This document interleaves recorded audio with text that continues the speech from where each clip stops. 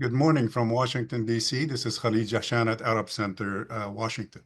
Welcome to this special ACW webinar entitled today, Post-Election Assessment, U.S. Election Results and the Future of U.S. Foreign Policy and the Gaza War.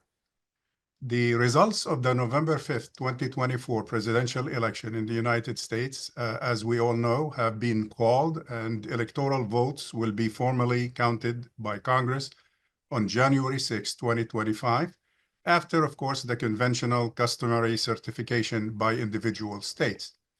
The next president and vice president will be then announced officially and will inevitably shape the future trajectory of U.S. both domestic and foreign policy in general, including, of course, the focus of our discussion today, policy towards the MENA region, and more specifically, the raging war in Gaza, the West Bank, and Lebanon. President-elect Donald Trump, who has been swiftly engaged in filling key positions in his new administration, has promised a shift in policy, but signaled that no major change is expected in U.S. posture in the region, whatever that means. Arab Center Washington, D.C. is convening this panel of renowned experts to assess the implications of the election results, discuss the impact on the future of U.S. foreign policy, especially, as I said, in the Middle East and North Africa, and explore how a shift in leadership in Washington might influence U.S. policy on Gaza and Palestine, Israel in general. This post-election discussion will focus on how Trump's second term may shape America's global stance, especially concerning the ongoing war in Gaza. The panelists will break down key campaign promises and policy proposals, outline expectations for American foreign policy under the next administration, and examine the implications for Middle East relations, global standing, humanitarian efforts, and ending the war. How will the second Trump administration approach Israel's war in Gaza and Lebanon? What might change in U.S.-Israel relations and regional alliances? What shifts are expected in diplomatic or military strategies? And finally, what role will Congress play in shaping all these policies? Let me proceed by introducing our panelists today. And again, we're delighted at Arab Center to have four great experts and colleagues to discuss this very kind of complicated and convoluted, if you will, new start by a new administration. Our first speaker will be Yousef Munayyer, who's the head of Palestine and Israel program and senior fellow at Arab Center, Washington, D.C. He will be focusing on Trump's expected policies on Palestine, Israel in particular, and Israel's war in Gaza and in Lebanon.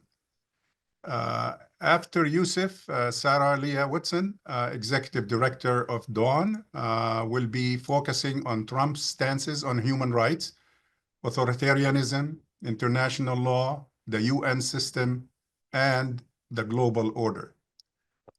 Josh Paul will follow with, who's the president of ANU Policy and former director at the U.S. State Department of the Bureau of Political Military Affairs. He will be focusing on the Trump administration's expected military strategy, military aid, arms sales, and attempts or efforts to end the wars we just mentioned. Last but not least, our good friend Lara Friedman, president of the Foundation for Middle East Peace. She will be focusing on potential impacts of a Republican-controlled Congress, issues of legislation regarding UNRWA, regarding civil and human rights, both at home and abroad, humanitarian aid, ceasefire, and campus protests here in the United States. Each speaker will have 10 to 12 minutes to make some introductory remarks, and we will dedicate essentially the balance of our time, the 30 minutes remaining at the end for Q&A. And you're welcome to send your question via the Zoom mechanism on your website or via email. And let me begin the program by now passing the microphone on to Yousef. as we mentioned, and Yousef will be talking about Trump's expected policies on Palestine, Israel, and Israel's wars in Gaza. Yousef, the microphone is yours. Please go ahead. Thank you, Khalil, and good morning, everyone. I do want to discuss, what to expect from Trump as it relates to Palestine. But before I get into that, I do want to talk a little bit about the role that the ongoing genocide in Gaza played in the election outcome, because I think it's an important place to start in understanding what the impact of that has been on our politics. So how did Gaza impact the election outcome? A couple of important things to keep in mind here. First, yes, this is a foreign policy issue. It's something that's happening thousands of miles away. And so many people may dismiss the impact that such an issue may have on the election outcome. But at the same time, it has been going on for a year. It has been, of course, utterly horrific. It has been perhaps the main story around the world for the past year. It has been intensely covered, and it has been something that's had global implications economically, politically, militarily, bringing the United States into an unprecedented degree of confrontation with a number of different actors in the region. And it has also had domestic implications, of course, rocking American campuses with protests against this genocide for many months throughout this past year. So this is in no way a remote issue for many, many Americans. And I want to hear talk about the way that this played out in the vote, now that we have a lot of numbers that have come in from the election. And I want to suggest that there are four different categories of voters for whom Gaza had an important impact on their vote. The first category is one that I will call the ethical voter. These are voters that saw what United States policy was, understood that U.S. policy and the Biden-Harris administration was backing a genocide in Gaza, and simply could not cast their vote for that. They drew a particular red line at genocide, rejecting this idea of voting for a lesser evil, and simply said there is no greater evil than this, and I will not be part of it. I don't know how many voters there were like that. Anecdotally, you hear folks who say that they behave this way at the ballot box, but this is one category of voter. Another category of voter is what we can call the ethnic voter, Arabs and Muslims in the United States, for whom this issue has an added importance. And there is no doubt, given the numbers that we've seen in places where Arab and Muslim voters are concentrated in more significant numbers, specifically in swing states like Michigan, that this had a undoubted impact. We saw the numbers coming out of Dearborn, and it's clear that this shaped the way that people voted there. And it's important to remember that these are constituencies that are not just in Michigan. They're in a lot of other places. Another category, a third category, is the youth vote. As a sort of addition to that, people of color as well. These are important demographics within the Democratic base, and particularly the youth. I think we saw an important impact there. In 2020, the youth demographic, that is the under 29 vote, was the demographic that Joe Biden won by the single largest margin over any other demographic, and they turned out in historic numbers. This time around, however, the margin was much smaller, significantly smaller, and the turnout was also far less. And all of the polling data that we have around this issue, an issue in terms of U.S. support for this genocide, which has been extremely unpopular among the American public, is even more unpopular among younger demographics and among people of color in particular. Again, in a number of different categories, we saw depressed turnout and margins in comparison to 2020. And the last category of voter that I will mention here, where I do think Gaza had an impact, is a category of voter that we can call the "they don't care about me" voter. And these are voters that don't necessarily care a whole lot about Palestinians, or maybe are super engaged in the rest of the world. But look at American policy in terms of giving billions and billions of dollars to wars far away that they don't understand and they don't support, and that they also see the rest of the American public doesn't support. And they can't quite understand why their government is more concerned with sending their attention and their resources in that direction instead of caring about the issues that impact them, the issues that hit far closer to home. And so I think the consistent support for the Israeli genocide over this past year reinforced to voters who think like this that their government simply doesn't represent them or care about them or the things that they care about. And so in this multitude of ways, I think the Gaza vote undoubtedly had an impact on this election. There is, I think, no argument to make in the numbers that support for Israel in any way helped the Democratic candidate. I think the information we have only suggests that it hurts and hurt them significantly in a number of important places, perhaps enough to explain the outcome in some states. And certainly contributed to the outcome in a significant way. Some of the narratives that we saw after the votes were counted put out this idea that the country shifted to the right and that the country has gotten a lot redder. And I think if you look at the map closely, there's something else going on that is much, much more important in explaining what happened here. When you look at the map from a distance, it looks like the country did, in fact, get redder. But when you look at the states that Democrats have traditionally won reliably, New York, New Jersey, Connecticut, Colorado, Illinois, Minnesota, in all of those states, it looked this year like Trump was far more competitive. And if you look closer at what happened with the votes in those states compared to 2020, what you realize is not that Donald Trump was able to get more votes than he got in those states than in 2020. But actually, the votes that went to Biden in 2020, many of them simply didn't go to Harris or Trump. But hundreds of thousands of people simply didn't vote. That's the biggest trend that I see in New York, for example. Almost 900,000 people that voted for Biden didn't vote for Harris. In New Jersey, 460,000 people that voted for Biden didn't vote for Harris. And this plays out in all of these states, in some cases in terms of hundreds of thousands of voters.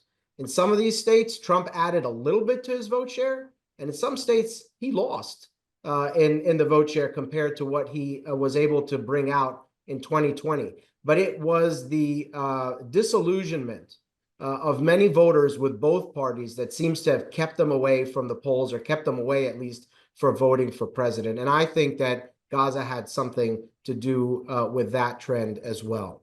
What lessons should Democrats take from this as it relates to the Middle East? I think this is a moment for some very serious introspection about what matters and what the coalition should look like for Democrats to be able to be successful, and also a deeper reality check about the competitiveness of their policies and their political strategy. Democrats were one once in a century, world-altering pandemic away from going 0-3 against Donald Trump. And his third time around, the man was a convicted felon who had attempted to overthrow the previous election results, and did so, of course, in an unprecedented way. This should not have been close.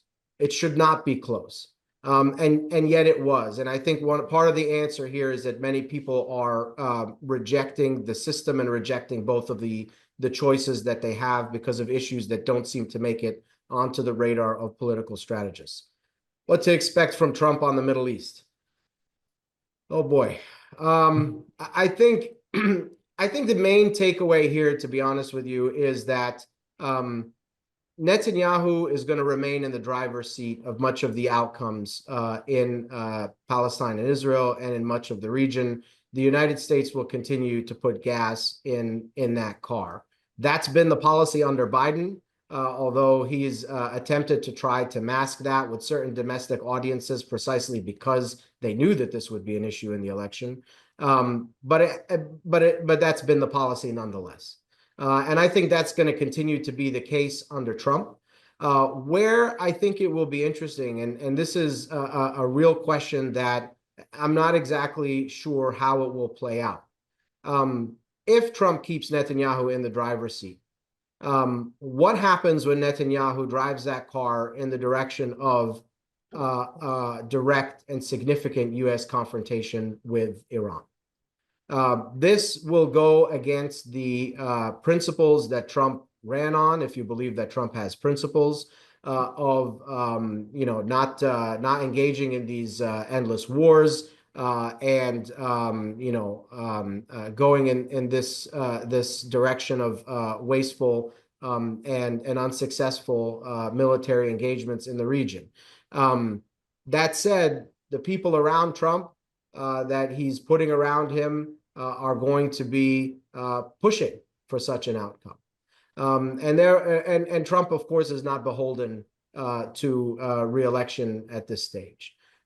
So this is one of the areas where I think there are some major questions. Who's going to end up having the biggest influence in the direction of U.S. policy? Will it be Trump or the folks around him? And the folks around him, and certainly some of the people that he's appointed so far, are going to be pushing for this direct confrontation and pushing for exploiting this moment of opportunity for Israel to attempt to, and with the help of the United States, reorder the region around them. I think the prospect of West Bank annexation goes up significantly. We see that reflected in a lot of the statements of all of the people that Trump has put around him as well. And I think there will be a conversation around continuing the effort for normalization in the Trump administration. But that being said, the Gulf states that Trump finds today in 2024 are not in the same place that they were in 2016. There have been a number of changes in the region. What folks see as important and what they're responding to has shifted, and at the forefront of the region's attention is the ongoing genocide in Gaza and the continued destruction in Lebanon. So with all that said, I think I will perhaps stop there and turn it back over to Khalil.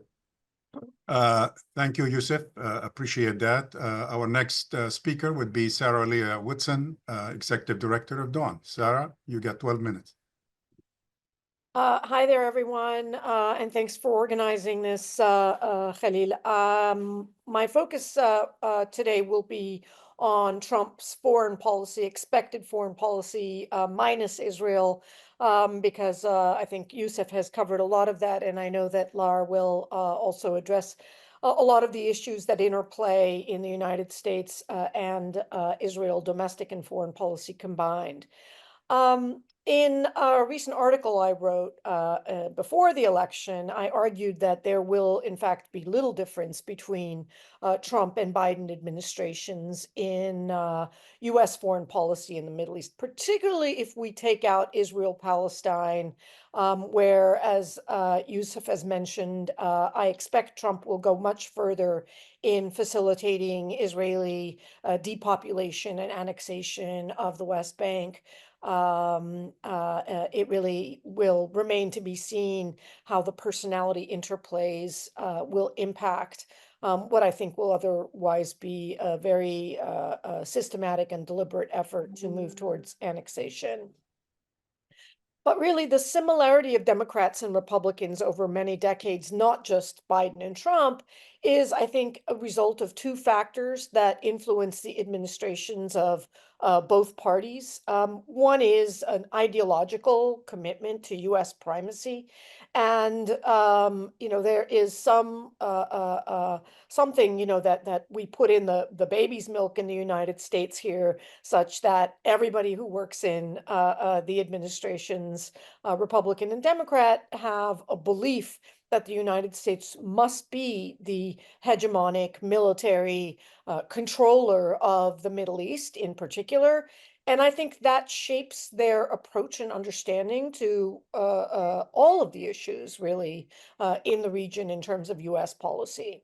I think the second factor is the incentive structure that rewards American officials who maximize defense industry profits and support for abusive regimes in the region, including not just Israel, but the expanding power and influence of wealthy Gulf states within the US government.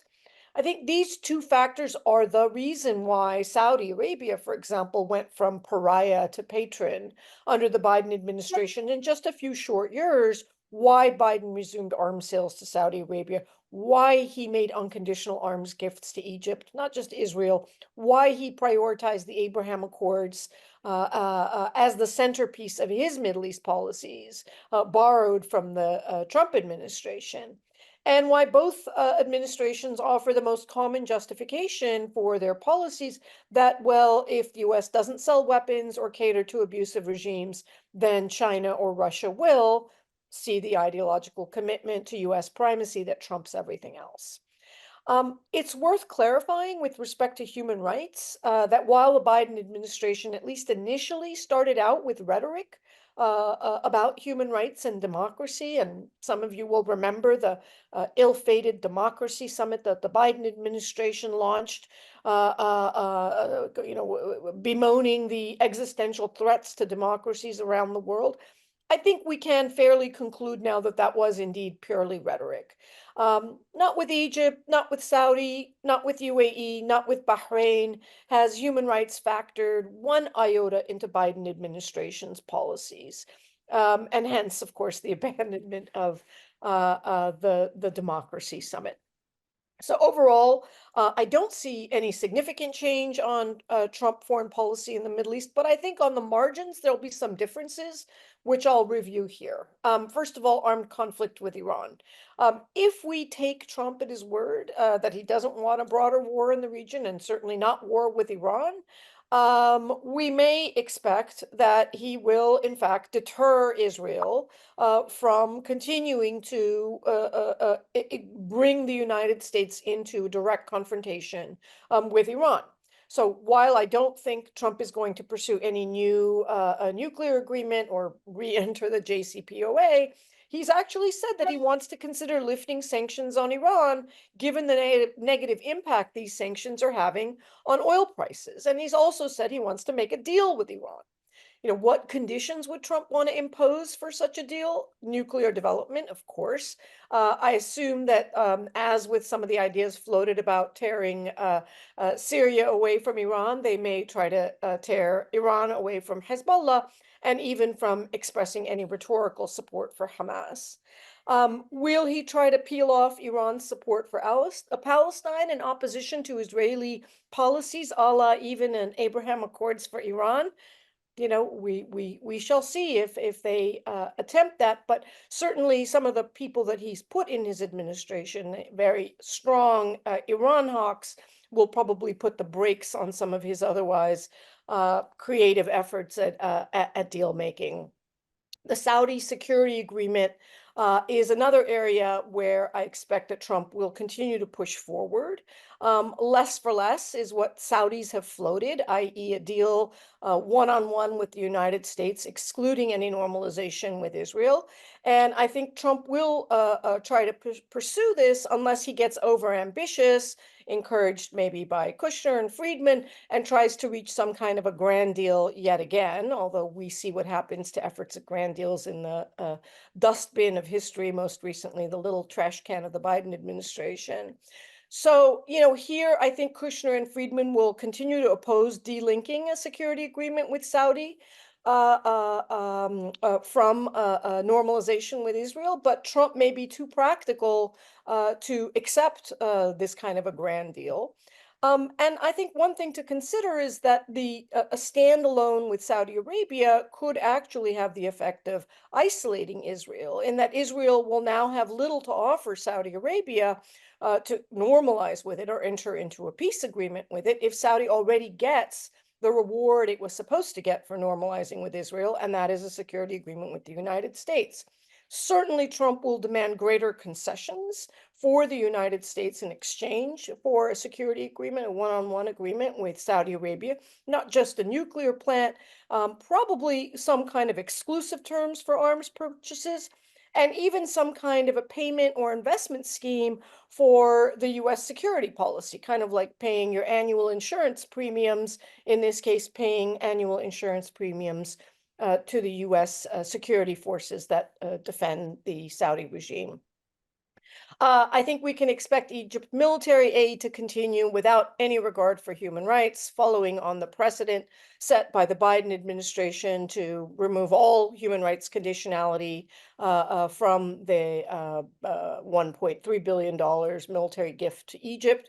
Only opposition there, only opportunity there, rather, to make a dent in military aid to Egypt is perhaps to argue that it's a bad deal for the United States, that Egypt is not worth $1.3 billion, that it's American money down the toilet, and that Egypt will basically continue to deliver what very little that the United States has asked of Egypt.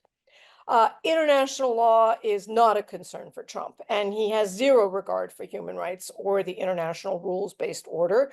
And in many ways, he's been much more honest about that than the Biden administration, saying publicly what he believes, as opposed to, delivering some kind of a rhetoric about an international rules-based order. In fact, Trump has been very clear that he opposes any constraints on the United States and is not a fan of any multilateral institutions that would seek to restrain or restrict what the United States can do. Very specifically, I expect he will move rapidly to ratchet up attacks on the International Criminal Court, not just because he will be encouraged to do so from the pro-Israel folks, but also because of what it represents for potential liability for American officials, specifically in the ICC case against Israel for aiding and abetting Israeli war crimes and crimes against humanity.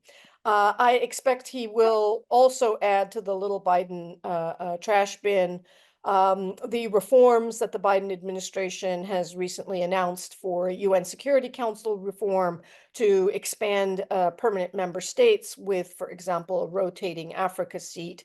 And I think it's pretty clear that he's going to seek to cut a deal on Ukraine. It will be interesting whether he does so by recognizing Russian annexation of Crimea and maybe even Donetsk and Luhansk. I don't think those things are off the table as part of a deal. He's already said he's going to withdraw from the Paris Agreement again. And we can expect that he will end aid to UNRWA, perhaps other UN bodies like UNESCO, while demanding greater concessions from NATO and NATO member states to, as he puts it, pay the bill.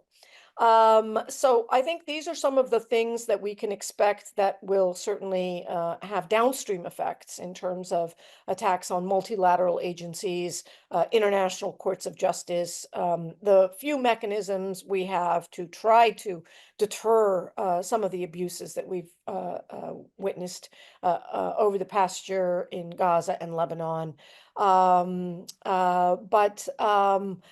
It's not entirely clear, however, that he will do any severe great damage beyond what we've already seen in these past few years.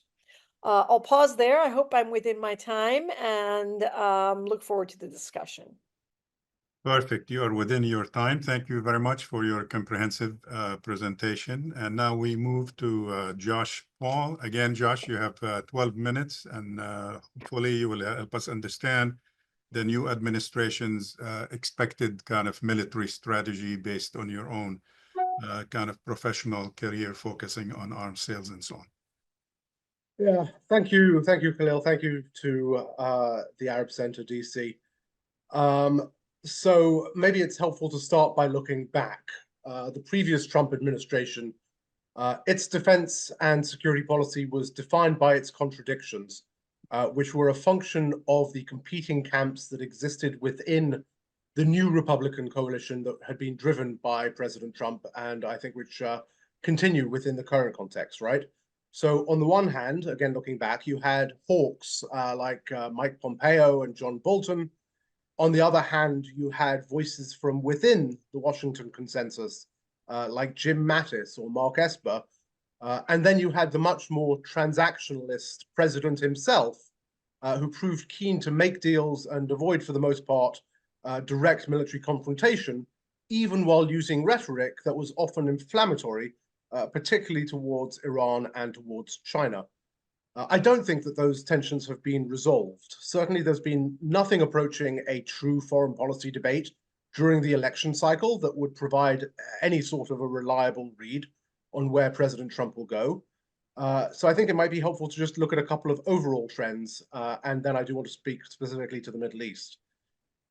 First, we know that the era of American hegemony is, if not over, certainly on the wane. And that's a trend line that I think will continue regardless, and would have continued regardless of who is in power here, regardless of who won the recent election. I think the question is what will replace it. The Biden administration's approach was to try and extend that era through deepening alliances and through demonstrating that America is a reliable partner. For Trump, alliances are, again, a transactional matter, and those that do not deliver benefit, often as narrowly defined by paying for themselves, are unlikely to be supportive, at least for very long. This may also lead to a willingness to coexist, frankly, with an expanding global PRC presence in a way that was unacceptable to the Biden administration, as well as a willingness, as Sarah Lee just hinted at, to concede Russian influence in certain regions. And I'd go beyond Ukraine and look at Russia, Africa in that context too. But pushing against that, we also know that Donald Trump loves a grand bargain. Whether we are talking about the McGurk plan, essentially, for normalization in the Middle East, or, of course, the AUKUS deal with the UK and Australia, which was announced under Biden, but negotiations on which began under Trump. Again, this is a man who loves the art of the deal, right? And so combined with both of these factors and these trends, we also see in America both a renewed populism on both the left and the right that is reluctant to send US funding overseas, and likely a White House that is equally eager to cut such funding, although primarily, or at least initially, on the foreign assistance side rather than the security assistance side, as well as a weariness after decades of war, particularly in the Middle East. I don't write off for a second the willingness of the people of the United States to support a foreign war if it is effectively sold to them. But I also note the difficulty of building such a national consensus around that sort of approach in the context of this era of social media and disinformation. From my own experience in the State Department in the Bureau of Political Military Affairs during the previous Trump administration, I can also add, of course, that domestic manufacturing is a key focus and will be for Trump. And as one of the few industrial sectors where the White House can really put its finger on the scale, and in terms of defense manufacturing, we can predict a continued desire by the Trump administration to push US arms sales. And finally, in terms of framing, I think we can also have to be very conscious of the potential role of Vice President Vance. While historically vice presidents do not have a major role in foreign policy formulation, I think we have to be aware of Vance's more isolationist and America first bent, which is also, I think, combined with a more clearly defined antagonism to China, even than that of President Trump or President-elect Trump himself. So what does this all mean? So first, in a Trump administration, even more than in any other administration, people are policy. Who Trump picks as secretaries of defense, state, national security advisor, director of central intelligence, even as ambassadors, does matter. And it's from these appointments that we're getting our clearest sense of where things are heading. I'm not going to venture a guess at what the military strategy of Secretary of Defense Pete Hegseth might be. But in general, right, we've seen a trend towards more hawkish voices in the announcements to date. I think more hawkish than was even expected.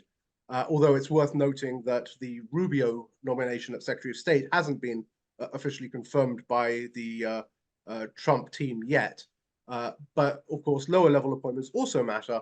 And if past is precedent, in addition to keeping an eye on those, we should also expect continuing turnover during the course of the administration, or to paraphrase Mark Twain, if you don't like the cabinet you have now, just wait a minute.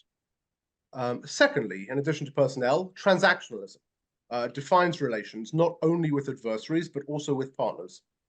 In the Far East and Europe, this may translate as a demand for our allies to pay a premium for continued US presence.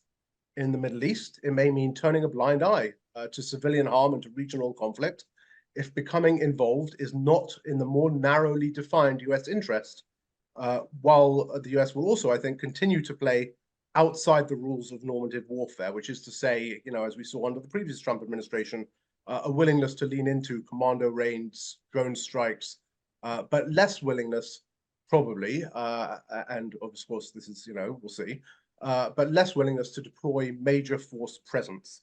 So not as much ending wars or the wars as leaving partners to fight them out as they see fit, with the exception to that, I would note, probably being any direct conflict with Iran, in which case I think it is plausible to imagine a greater willingness to deploy particularly air and naval power and strike packages of significant might if certain red lines are crossed, and particularly given the recent revelations by the FBI of an Iranian-sponsored plot to assassinate Trump. Brinksmanship, as we saw during the previous Trump administration, will also likely be a key feature of Trumpian defense diplomacy.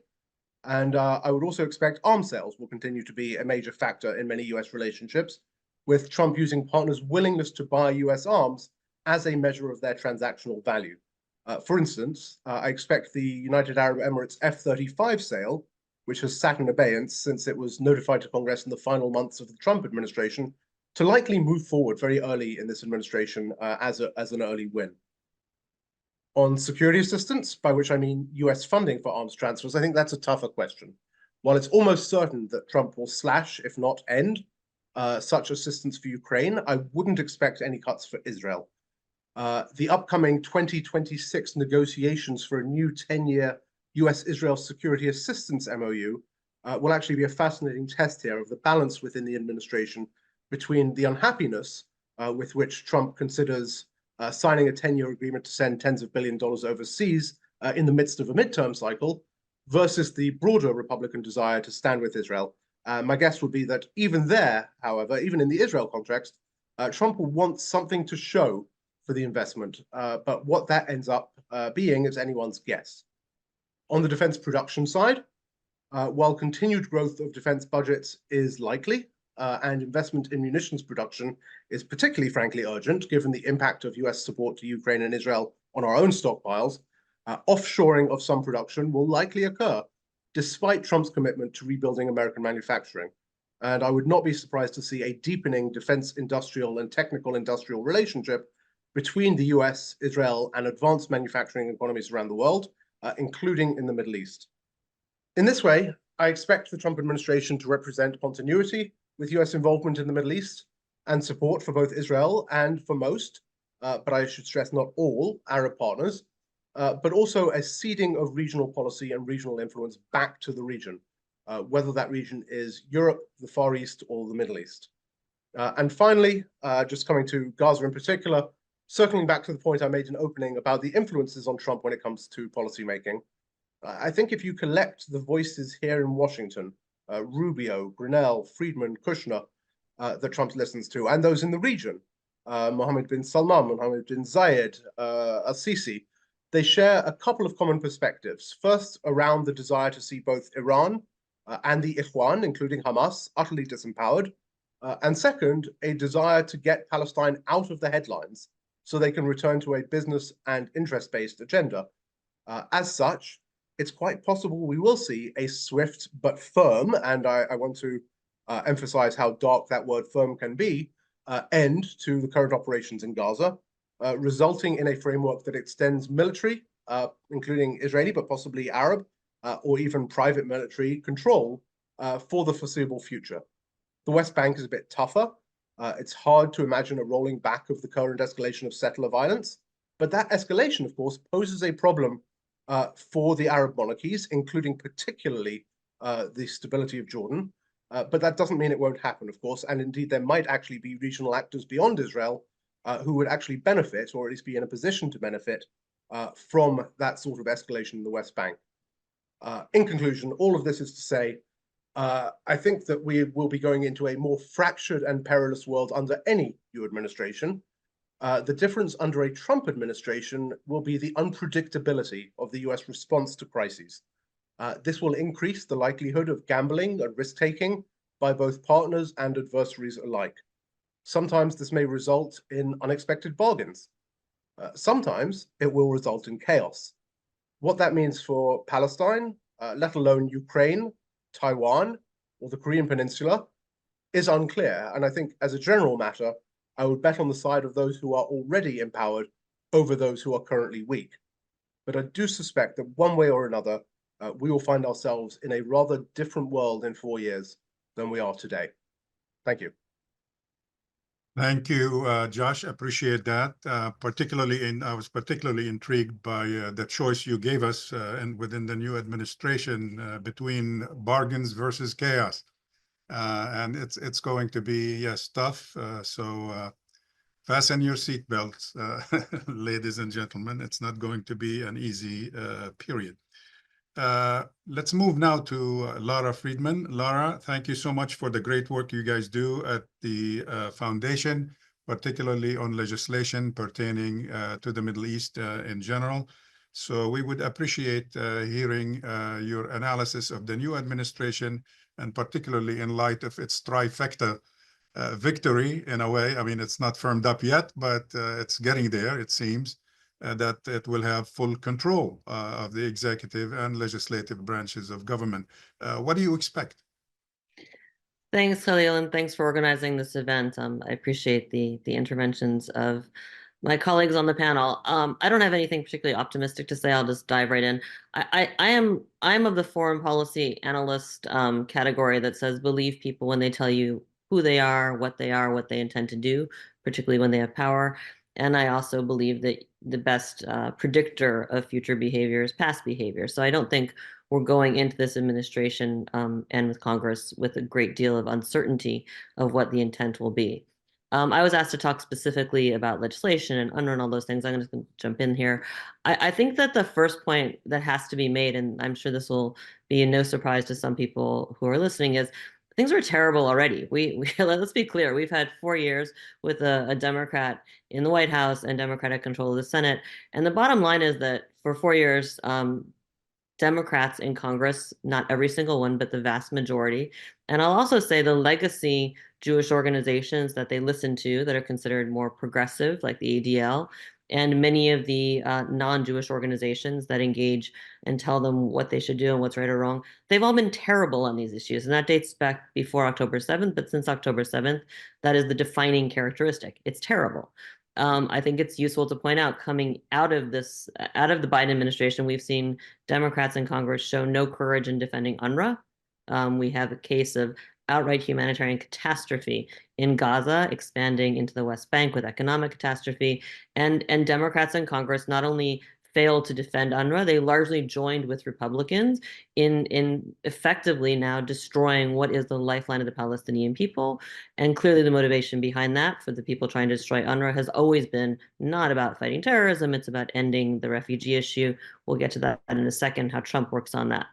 There has been no meaningful pressure from any parties in Congress to end the war, to get a ceasefire, to hold Israel accountable to international law, or even to U.S. law, as we saw with this latest violation or the latest betrayal of its own red lines by the Biden administration. There's basically been bipartisan, fairly constant pressure to just support Israel, give more weapons. I want to remind people that the House in May of this year passed the Anti-Semitism Awareness Act, which is the IRA definition, which is the weapon of mass destruction against free speech in the United States, all in the name of fighting anti-Semitism, really in the name of fighting criticism of Israel and activism. Dems supported that in the House. And while there's been a media narrative in recent months that it stopped in the Senate because of Democrats, it actually stopped in the Senate because of Republicans. Because after it passed the House, there was an outpouring of concern about it and what it would do from every part of the Republican part of the spectrum, from the we can't pass this because it'll make it illegal to be anti-Semitic, to the we can't pass this because this is a brazen violation of free speech and an overreach. Even if we agree with the intent, we shouldn't do this. So it's Republicans who stopped it till now, and we'll get to whether that is something we can expect to continue. We have seen now months and months and months of a witch hunt against academia and free speech in Congress, largely supported by Democrats. We have seen active support in Congress and from Democrats and supposedly progressive groups like the ADL in support of conflating protest of Israel and NGOs with terrorism. We can talk about the bill that got stopped in the House yesterday, which is not a definitive stop. We have seen support for delegitimizing free speech and protest more broadly. We have seen bipartisan support for attacking the ICC and the UN and delegitimizing and demonizing voices like Francesca Albanese, who speak truth to power. And of course, from the beginning of this administration, we have seen Democrats in Congress standing shoulder to shoulder with Republicans to say that normalization and the Abraham Accords are the single most important achievement of US foreign policy in decades, and they should be the center of everything we do going forward. And to the extent that there have been any breaks on this whole agenda for the past 4 years, it hasn't been because Democrats in Congress have stood up to Republicans. It's because, frankly, destroying academia hasn't been the top item for the Biden administration. This is a matter of priorities, not a matter of standing in defense of things that you would think normally Democrats would defend. So that's what we have coming into January 20th. As we come into January 20th, I think we need to be very honest. Things are going to get worse. It's not clear how much worse, and we can decide from like the worst case scenario to the fantasy best scenario, but all of those scenarios are on the side of the spectrum of things getting much, much worse. Because all of this, everything I just talked about, is at the top of the agenda for Republicans in Congress, either because they're ideologically committed to, greater Israel or to supporting Israel, or because they recognize that this is just maybe the single best political weapon they have ever found that effectively disables Democrats. Democrats don't want to spend political capital seeming to be challenging Israel, so this utterly disables them. And as soon as you mention anti-Semitism, they are utterly disabled, and you end up essentially with Democrats on side for these things. As we look ahead to what to expect from Congress, some of this has been covered before. I'll go pretty telegraphically. I think we should expect bipartisan support for continued and ever-increasing aid. And when I say ever-increasing, it's not just the amount. For people who watch the foreign aid bills and who watch the National Defense Authorization Act, every year, including for the past 4 years, it is a contest to see who can come up with neat new things that we can insert into US law that will further weld US agencies and US operations with the Israeli governments. That has been a key characteristic of our processes in Congress for at least long before even the past 4 years, but it's always escalating. What else can we do? How can we have a joint group that does this? How can we make sure that there are Israeli generals in the room when the Pentagon is thinking about that? And that is certainly going to continue and escalate. In terms of the stuff that we're watching that might change, I mean, I think for anyone who held on to any fantasies that a second Trump administration was not an annexationist administration, first of all, I think you're high. It's very clear that from the previous administration, they are checking off boxes: Golan Heights, Jerusalem. The attack on UNRWA was about refugees. If somehow you imagined that an administration in the last term that ended up with a Pompeo doctrine, which normalized settlements, and which articulated a doctrine around the Golan Heights when they recognized annexation of the Golan Heights, which literally said, if you gain land in a defensive war, you get to keep it.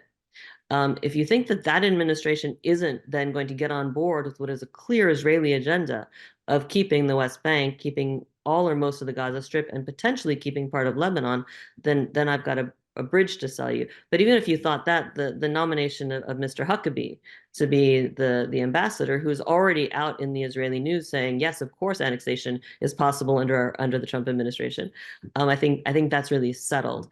In terms of what you expect to see in Congress, you're going to see total support from Republicans. I think you're going to see, at best, quiet concern and not opposition from Democrats. For Democrats this time around, it was hard enough to stand up against annexationist trends for them 4 years ago. This time, when everything is framed in terms of Israel's right to self-defense, there is no Israeli party to connect with it. I mean, even the Israeli so-called left and center is pretty closely aligned with an annexationist agenda at this time. Maybe they just don't like the word annexation. And on top of that, you can't even talk credibly about two-state solution. I mean, Gaza has been annihilated, and there's no question. Two states becomes a fantasy of like, what part of the West Bank can we call a state, and that will be it. And then with the October 7th framing, where everything for in Congress is framed in terms of existential self-defense for Israel. I just don't think there's any meaningful, not that they have any capacity to put real brakes at this point, but the idea that you somehow will see like significant opposition to anything that's done here, I think is fantasy. You're going to see this when we have the confirmation hearing for Huckabee. I mean, Huckabee should face just a barrage of, what do you, I mean, he's a straight up Greater Israel guy, which is not U.S. policy. I think you're going to find Democrats being pretty gentle. In terms of targeting Palestinians, this goes back to let's believe people when they tell us who they are and what they plan. I think people should take a look at the letter that was sent on November 4th by Ted Cruz and a group of Republicans in the Senate to the U.S. ambassador to the UN. And the framework for that letter was, we oppose the efforts by the Palestinians to get Israel suspended from the UN. This is intolerable. But what's more important about that letter is it is a laundry list of all of the things that they're threatening to do to the Palestinians if the Palestinians don't get into line.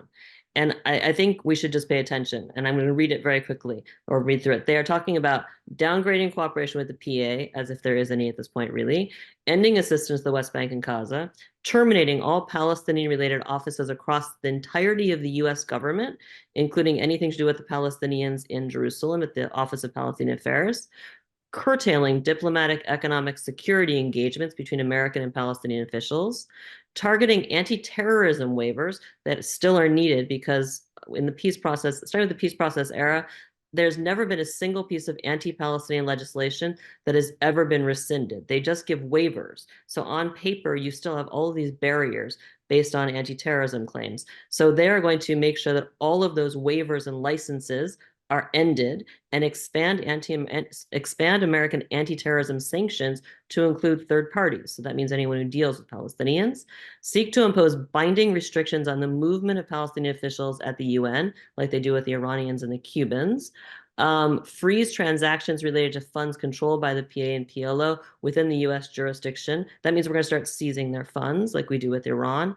Designate the PA as a foreign terrorist organization, especially designated global terrorist, so no one can go near it, and that has secondary sanctions. And implement and enforce primary and secondary anti-terrorism sanctions against individual PLO and PA officials. That's all from one letter. So if people think that there isn't like a whole laundry list of stuff that Congress is already thinking about, Republicans, and ready to do, and I want you to try to think about what it would look like for anyone to stand up against this when it's all framed as these are evil anti-Semitic terrorists who are trying to destroy Israel, I think you get a sense of what that looks like.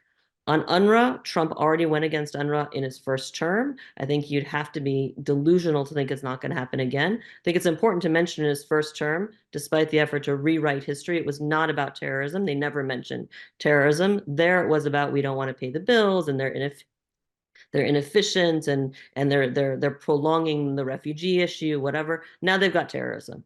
I think the idea that they're not going to go directly at UNRWA is you really have to be delusional to believe that. There are also years of draft legislation in people's drawers going after the UN more broadly, trying to take out all of the agencies of the UN that either support Palestinians politically or service Palestinians as a people, using threats of US cutting off aid as the hook. And we also should remember from the first term with Nikki Haley, the then threat, which was not final, really made good, but had come up before, which is we're going to start punishing people at the UN who vote against us. That's also out there and ready, and Congress loves that. Beyond that, we've had pressure for the past 4 years around the ICC. Certainly since October 7th, there is a core in Congress that are determined to legislate sanctions. They were unhappy when Biden took off sanctions that Trump had put on, and these are horrible sanctions against specific judges in the ICC, saying if you work for international law, we sanction you. We'll make it impossible for you to live. I think Abraham Accords and normalization will be a bipartisan push. I think most of this is bipartisan. And the last thing, and this is where I'll wind up on the negative stuff, what we've seen for a year and a half is just straight up McCarthyism, Red Scare in the making. And I think you just have to expect that that's going to continue to escalate. The NGO bill that failed yesterday, it failed because this is the bill that would allow the Secretary of Treasury to basically, by fiat, take away the NGO status, the 501c3 status of any organization by saying it's a supporter of terrorism. And I mean, it's aimed at Palestine work, but it certainly could be applied to anybody, which is why it's been, I think, actually protested more broadly. But it failed because they brought it up under suspension of the rules, so it needed a 2/3 majority to pass. It did get a straight majority, though. If they bring it up under normal rules in a week, it'll pass no problem because it already passed once, right? It's not, this is something that people just aren't, 52 Democrats yesterday voted for it, even knowing the likelihood that Trump will use it for a whole range of things, even if they're perfectly happy having used against Palestinians. IRA is on the agenda. The moment that Trump was elected, the IRA definition of anti-Semitism, that's the definition that is literally, it is designed to be, not by, it's the purpose of pushing it is to shut down criticism of Israel and anti-Semitism. That is explicit. This is not reading between the lines or attributing intent. That is the purpose. We have bipartisan support for that. We have the ADL, the AJC, everyone else piling on, saying this is what he's got to do right away, move it. And let's not forget, Trump already enacted this as an executive order that's still on the books. So all he has to do is expand implementation of the executive order that Biden didn't rescind. And I would encourage people to look at the Heritage Foundation's website and look at Project Esther, which is a massive project aimed at shutting down, it says, ending anti-Semitism. And it's basically a McCarthyism style massive plan for shutting down events like this. Right? These kind of conversations, anybody who is criticizing Israel, who is engaged in organizing all of that. Trump is already saying that he's targeting academia. There's already him on the record in an event saying that, quote, in my first week back in the Oval Office, my administration will inform every college president that if you do not end anti-Semitic propaganda, remember by that we mean criticism of Israel and Zionism, they will lose their accreditation and federal support. I mean, this is where we go. In terms of Congress, we've seen in the past year and a half a nonstop stream of letters and resolutions and legislation and hearings that put meat on the bones of these ideas. I expect that to continue. I would encourage people to take a look at the hearings we've had in a whole set of committees in the House, which are basically, witch hunts that claim anti-Semitism is the hook. And then take a look at the hearing in the Senate that was supposed to be about hate crimes, which really, from the Republican side, turned into a hate crime against the one Muslim American who was on the panel. Expect more of this. And I would, frankly, from watching these hearings closely, I would be surprised if we don't see specific hearings targeting specific enemies that Congress wants to punish. And some of those are people that the Biden administration has done a tremendous disservice by not defending them more vociferously while they have the chance. Last thing is breaks in Congress. Are there any breaks in any of this? I mean, the break on IRA definition moving so far, as I said earlier, was Republicans. It wasn't Democrats. If the Trump administration gets full-heartedly behind IRA, do I expect those same Democrats, same Republicans to now roll over and say, I said it was unconstitutional and I said it was stealth DEI and could eventually be used to hurt all of us, but you know what? I'm not worried about it anymore. I suspect that that's where we'll go, but maybe not. Maybe there'll be some principle there. And then, do we expect Democrats, now that it's not a Democrat in office, to stand up against things they should have been standing up against the whole time, now that it's Trump? I think that's a calculation that a lot of voters in this, people who voted, against Democrats in this election, part of it was like, you need to learn your lesson. And now, now that you're not in power, you'll be willing to stand up for the things that you should have been standing up for all along. I mean, I hope they'll find their backbone. Yesterday's vote suggests that is maybe a futile hope. Thank you, Lara, for this heavy dose of reality. Appreciate your candid analysis of the difficulties ahead. Indeed, thank you to all four speakers in terms of the substantive remarks that you have made. And as promised, we will go ahead and dedicate the remaining 30 minutes in this discussion to Q's and A's, questions from the audience, beginning with the first question from Mohammed Al-Shinnawi, Voice of America. He's asking about what does the Trump cabinet choices say about his new administration policy toward the MENA region. But before I give you the chance to answer that, I know all four of you have alluded to some of the appointments, but I think we should give it, in light of this question, a little bit more attention. But again, to highlight, particularly for our international audience that might not have been privy to the choices made thus far, let me quickly just run through some of the key choices before we give you a chance to respond. Of course, Trump already chose Susie Wiles, a former lobbyist and former presidential campaign co-chair his campaign. She's going to be the White House Chief of Staff. Tom Homan, appointed as border czar, former ICE director. South Dakota Governor Kristi Noem, earmarked for DHS, Department of Homeland Security, Secretary of that department. Former National Intelligence Director and Texas Representative John Ratcliffe as CIA Director. Lee Zeldin of New York as EPA Administrator. Michael Waltz as National Security Advisor. Stephen Miller as Chief of Staff and Key Policy Advisor, particularly on immigration. Elise Stefanik of New York as UN Ambassador. Stephen Witkoff as envoy to the Middle East. He's, I guess, a friend of Trump and a partner in golfing, so that should qualify him for envoy to the Middle East. In addition to former Arkansas Governor Mike Huckabee as U.S. Ambassador to Israel. Fox News host, former Fox News host Pete Hegseth as Secretary of Defense.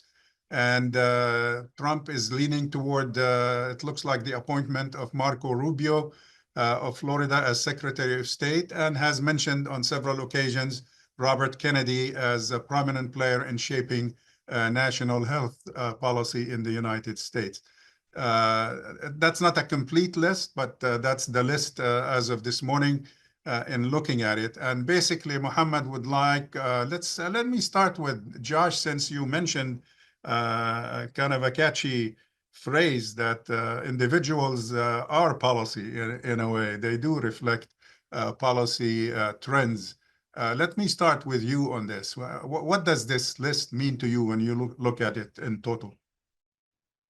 Yeah, thanks, Lil. So yeah, people are policy, and I think what we see in this list is that the hawkish, for lack of a better term, elements or voices within the Trump camp are the ascendant ones right now.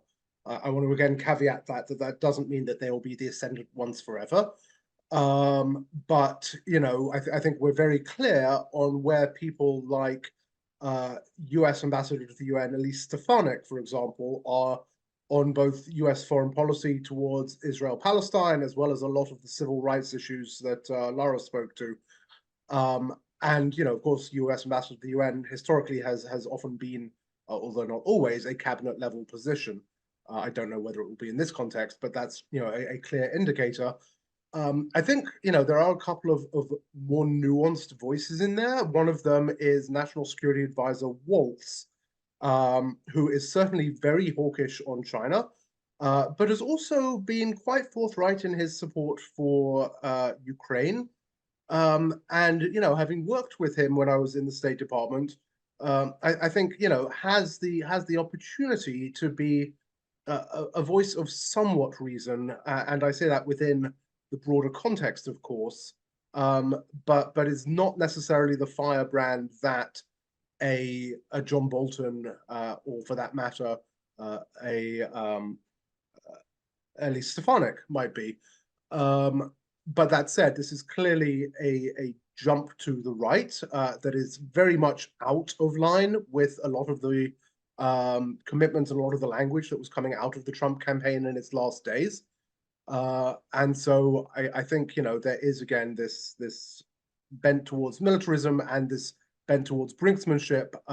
It's just not clear to me how this all plays out, given the competing voices within Trump world.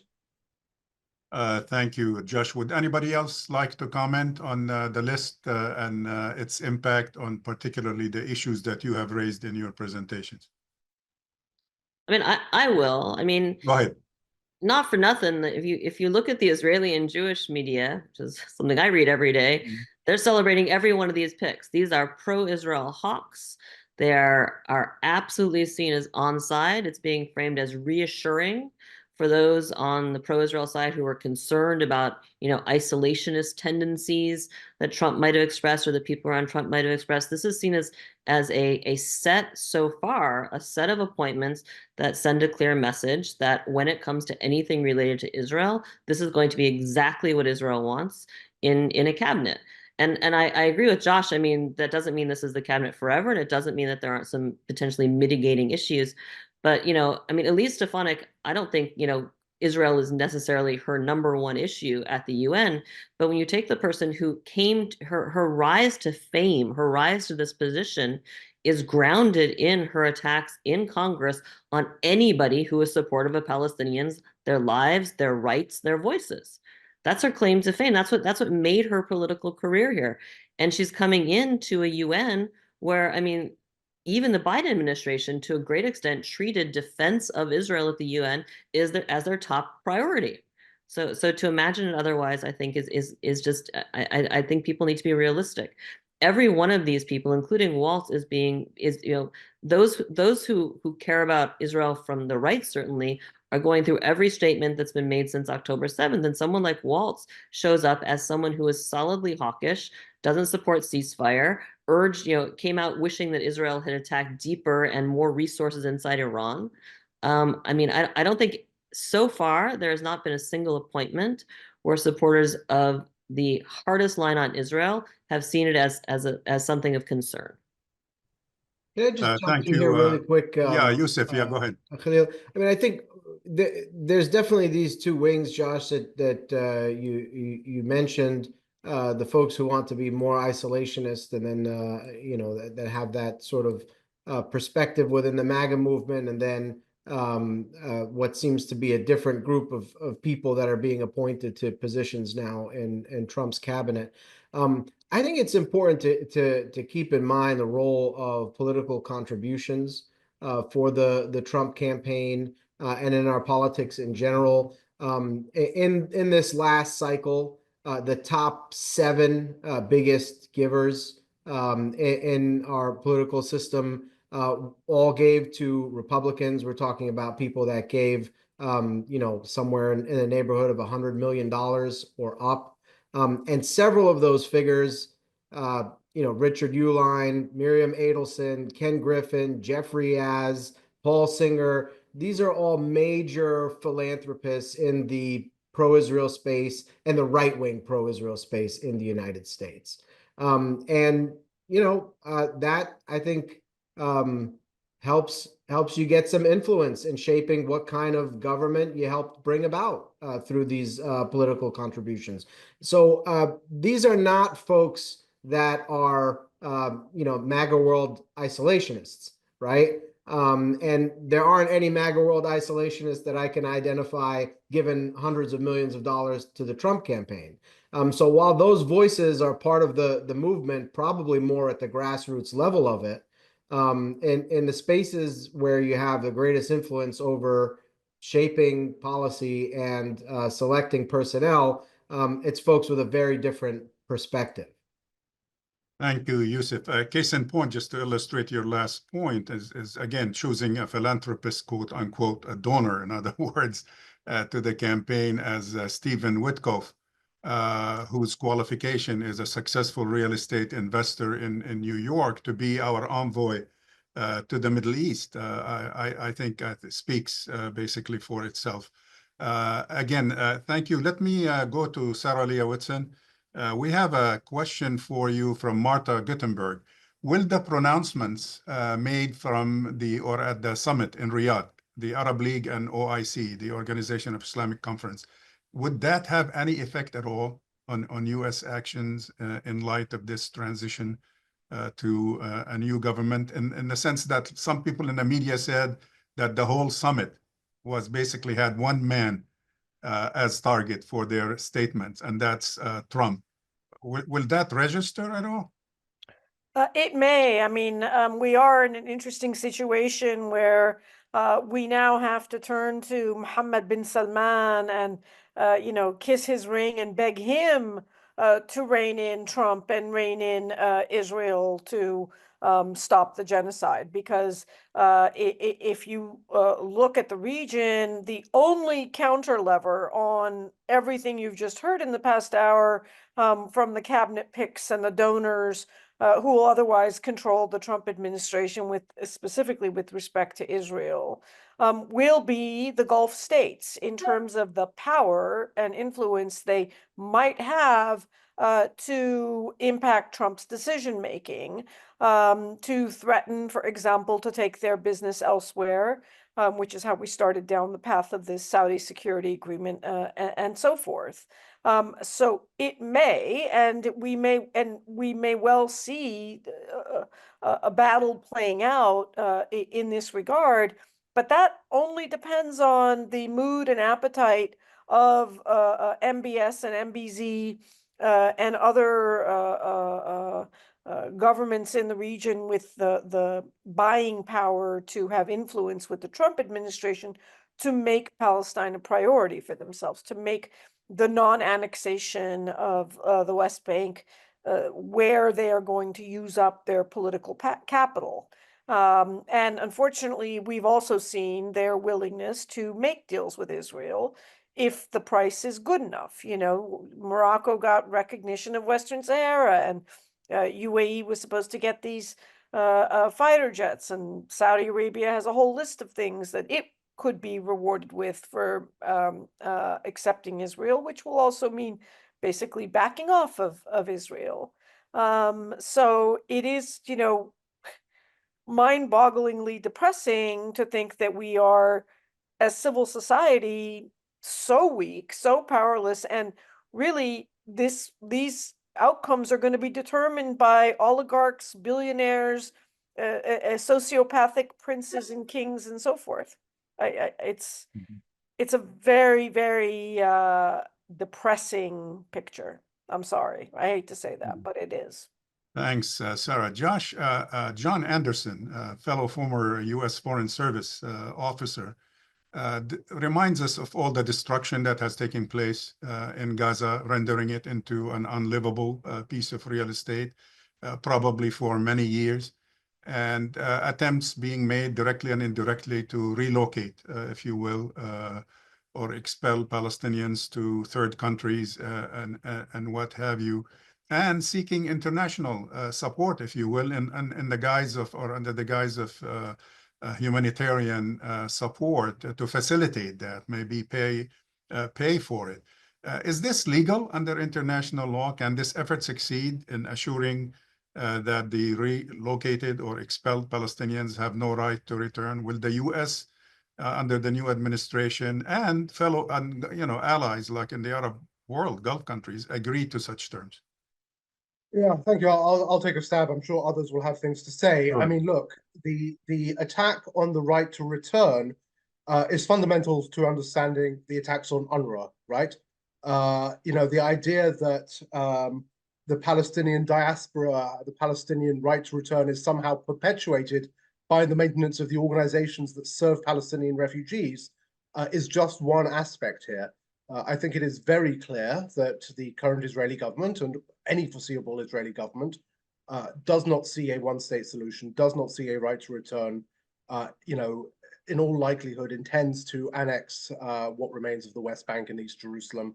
And of course, Israel will set its own laws in terms of who can and cannot return. So, is it legal under international law? Is any of what we've seen in the course of the last year legal under international law? Of course not. Of course, the devastation of Gaza is not. Of course, the Israeli Defense Force operations, including in Lebanon, are not. But I just don't know, particularly.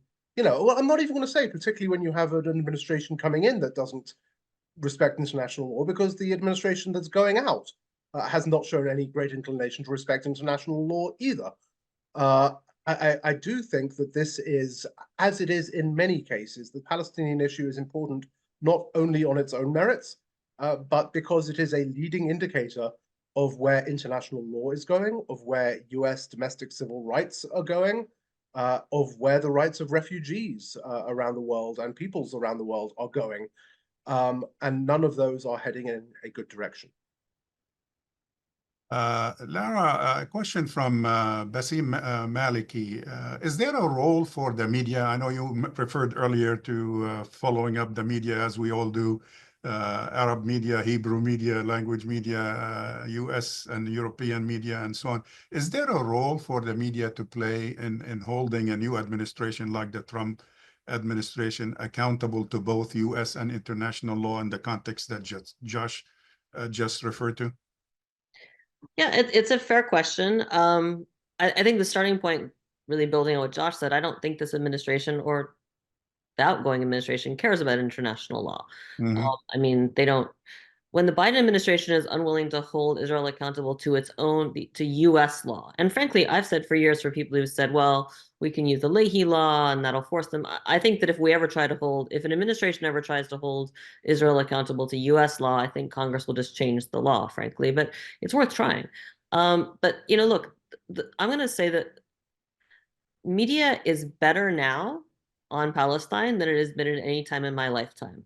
And that's saying something because media has been terrible, but it still sucks. I mean, and I think it sucks partly because this is not the only issue in the world. People are reporting on a lot of things. The sense that this is complicated, blah, blah, blah. I think media needs to do a better job. Genocide is not complicated. Whether or not there's genocide, you can, I mean, I feel like we face a lot of the both sidesism of he said, she said. We'll debate about the word genocide, so we'll stop reporting on the fact that like thousands of people are dying on the ground. I mean, that's a failure of media right there. The coverage of what happened in Amsterdam last week is a failure of media, massively. And that's something that really serves people who prefer a world where nobody trusts media anyway. And that's the world that's the world we're really descending into. In terms of holding the Trump administration accountable, I don't think you can hold them accountable. I think there is a certain might makes right, and suckers worry about rules, and we're not going to ask for permission, and we're not going to ask for forgiveness. We're just going to do it, and we'll get away with it, and that's that, which is very much also an Israeli approach. Whether there are any breaks on that does partly depend on how much light is shed on what they're doing and what Israel's getting away with, or anybody else, and that speaks to breaks, for instance, in Europe. Like, for example, the Biden administration is really reticent to hold Israel accountable for anything. The little bit that they've done on holding settlers accountable has been mirrored by Europe doing a whole lot more, and potentially doing a whole lot more down the road, which represents the first real sanctions against Israel for what it does in occupation since '67, right? There are things that can happen. There are non-US policies which end up holding maybe Israel accountable more. I think for the next 4 years, I think the media is going to be playing, it's going to have to decide whether it wants to survive as anything that is independent and meaningful. Anything it does that is not simply being a stenographer for those in power, it is going to face tremendous pushback. It already faces that pushback on anything in Israel. It's going to be worse. And, you know, if you're going to be stenographers, then you deserve for people to not trust you and not listen to you. And if you're going to show courage, then potentially you can have impact and you can maybe survive to be, you know, heroes in the history books. I think that's the choice. Thank you, Lara. Yousef, in your remarks, you talked about the challenge faced by the Democrats in assessing, if you will, the results of the election. You talked about the party being, let's say, needing a deeper reality check.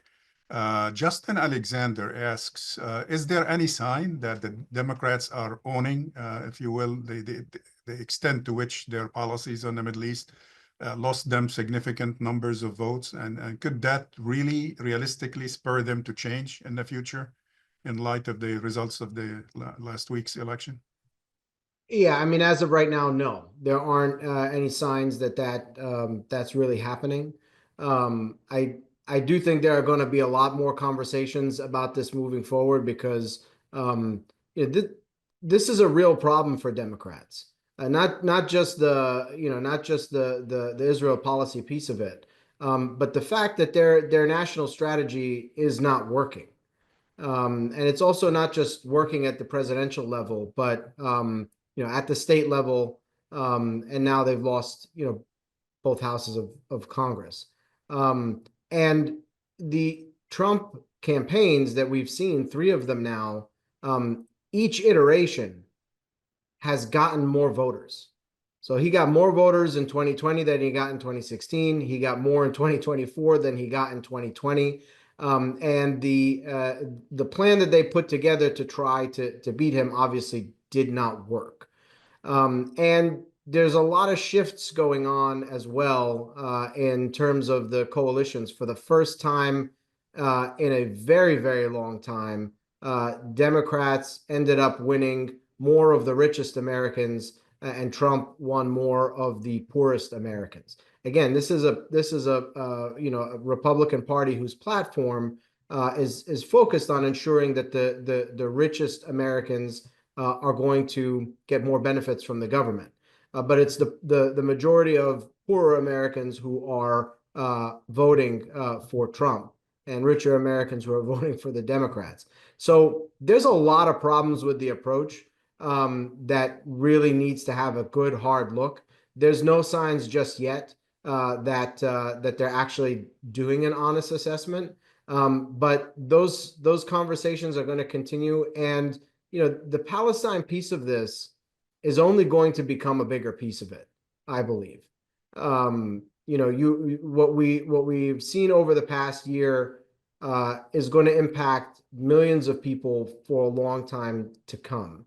And the numbers of people who cared about this issue last year are going to be a significantly larger group of people in 4 years from now. There are going to be a bigger number of people among younger demographics, of people of color demographics, and this issue is not going away. So there's going to have to be an adjustment, but yes, there's no real sign of it happening just yet. Catherine Habib, to Sarah, could you address basically the Trump policy that we're looking vis-a-vis Lebanon that we're looking at, particularly in terms of looking at Lebanon and its larger regional strategy? Would you care to comment on that? Yeah, I mean, I think that the U.S. government under the Biden administration has been quite open in its efforts to seek regime change in Lebanon.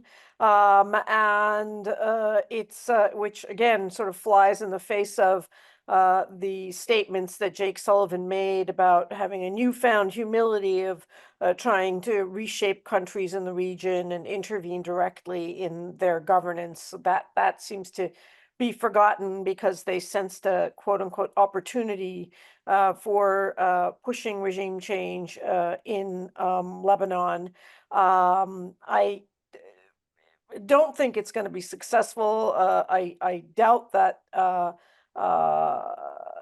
they're going to have as much influence or that the other pillars of the Lebanese government are going to cave that rapidly. I don't know that it will be a priority for Trump if he can get the war to end, if he can get a ceasefire in Lebanon. But certainly the people in his administration will try to push forward with opportunities given the dramatic weakening of Hezbollah in Lebanon. But, you should keep in mind there were rockets from Lebanon into Israel today. Hezbollah is not defeated. It's not finished.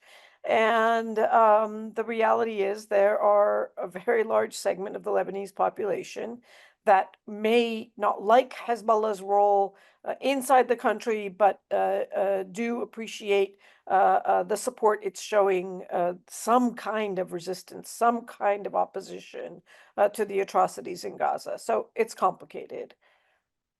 Thank you, Sarah. Lara, there are 2 or 3 related questions pertaining to the situation on campuses. First one is from Naomi Weiss, basically saying, Can you explain the term you use, destroying academia? What do you mean by that? Sure. So the essence of American academia is independence, right? It is freedom of speech, freedom of thought, all of that.